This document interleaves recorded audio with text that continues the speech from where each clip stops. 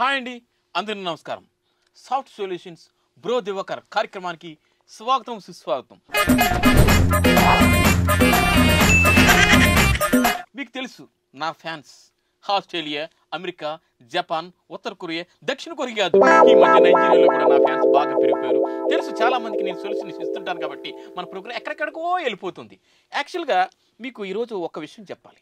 ఒక జంట నా దగ్గరికి వచ్చారు. యాక్చువల్గా ప్రపంచంలో ఎవరైనా ఇద్దరు వ్యక్తులు మాట్లాడుకుంటుంటే ఒక 5 నిమిషాలు మాట్లాడుకోగానే వాళ్ళలో ఒక డౌట్ వస్తూ ఉంటుంది, ఎవరు గొప్ప అని. అదే ఇద్దరు వ్యక్తులంటే ఆడవచ్చు, మగవచ్చు, ఆడవచ్చు, మగవచ్చు, మగ ఆడవచ్చు, ఎవరైనా సరే ఇది మాత్రం కంపల్సరీ వస్తూ ఉంటుంది. యాక్చువల్గా పెళ్లి చేసుకునేటప్పుడు ఈడు జోడు బాగుంటే సరిపోతుంది అనుకుంటారు. కానీ ఒక ఆవిడ ఏమనుకుందంటే, బాగా తెలివైందాన్ని, ఒక తెలివి తక్కువగా ఉన్నటువంటి వ్యక్తిని పెళ్లి చేసుకుంటే నా లైఫ్ ఎక్కడికో పోతుంది అని ఒక అతన్ని పెళ్లి చేసుకొని వచ్చింది. మన పరిస్థితి ఎలా ఉంటే ఈ న్యూస్ చూసే చిన్న పిల్లల పరిస్థితి ఏంట్రా?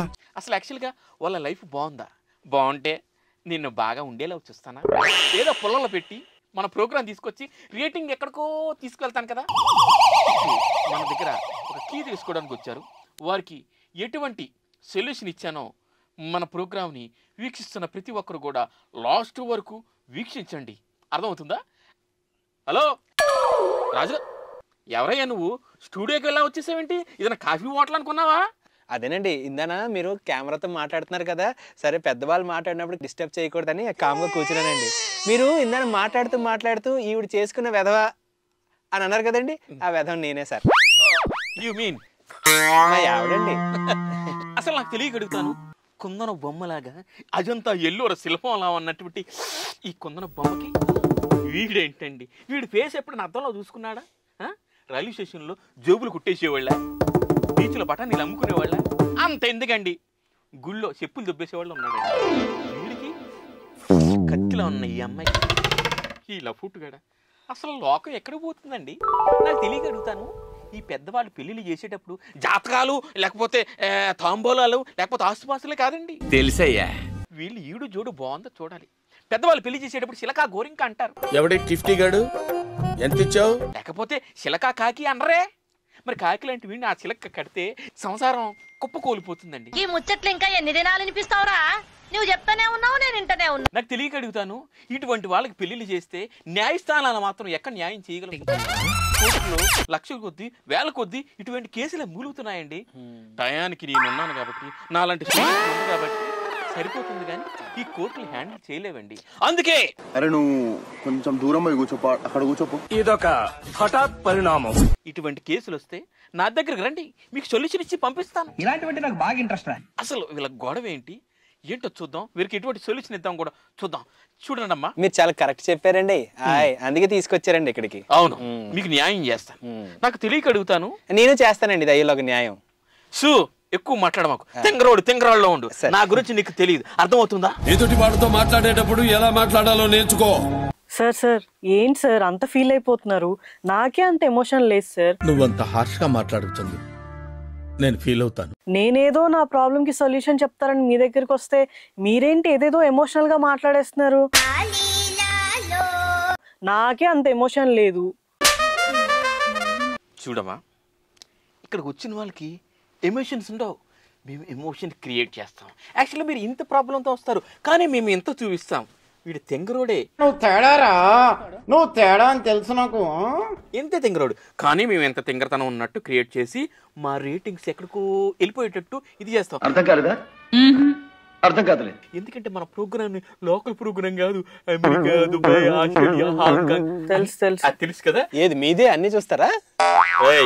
ఎక్కువ మాట్లాడమా, తిక్కరిగిందనుకో బీపీ.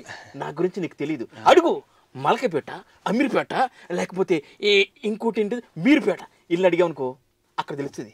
అక్కడ అందరూ నా పేరు చెప్పారనుకో చూసుకుంటారు. అక్కడ సులభ కాంప్లెక్స్ ఉన్నాయి కదండి.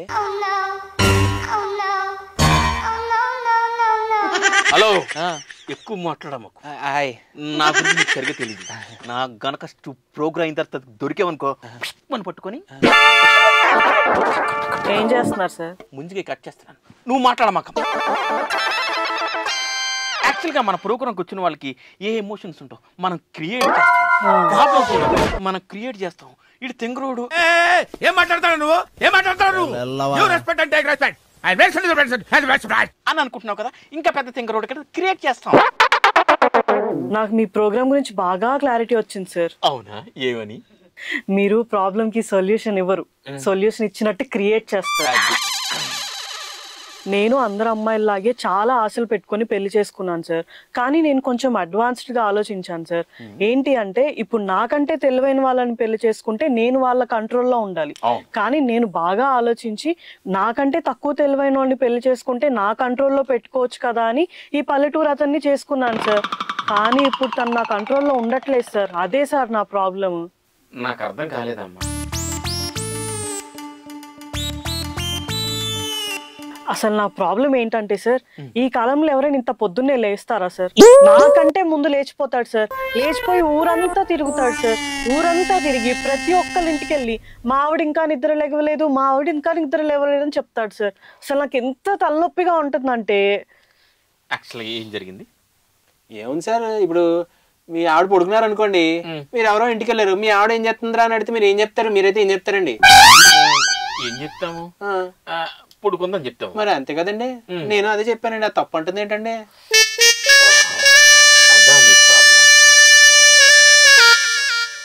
ఇప్పుడే అర్థమైంది. అదొక్కటే కాదు సార్, నేను లేచేసరికి కల్లాపి జల్లి ముగ్గులు పెట్టేస్తాడు.